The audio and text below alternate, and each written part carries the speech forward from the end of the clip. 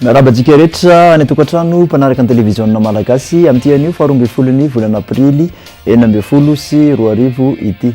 Raha ny sary azontsika avy amin'ny zanabolana dia somary efa tafiditra anatin'ny vanim-potoana somary mangatsiatsika isika, izany hoe alizay malefaka no andravitra ny mety ho toetry ny androntsika amin'ny ankapobeny.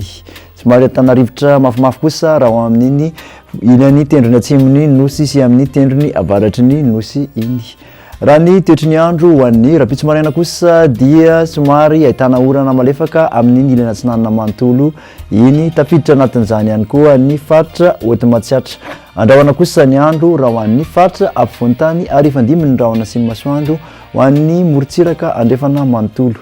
Ny torotakandro kosa dia mbola mitoetra hatrany ny orana malefaka ho amin'ny ilany atsinanana manontolo iny. Mbola andrahoana kosa ny andro raha ho an'ny faritra afovoan-tany manontolo ary ifandimby ny rahona sy ny masoandro ho an'ny ilany andrefan'ny nosy. Andrahoana ihany koa raha ho an'ny faritra avaratra andrefan'ny nosy iny.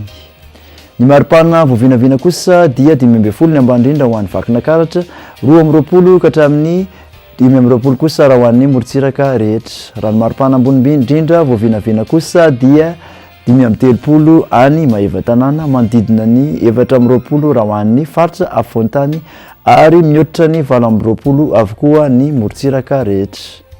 Raha mikasa ho any amin'ireo tanan-dehibe ivelan'i Madagasikara ianao dia andrahoana ahitana orana tandrifin-drahona any Paris, andrahoana kosa ny andro raha ho an'ny Milan sy Nairobi, ibalika masoandro ho an'ny Johannesburg sy Bangkok.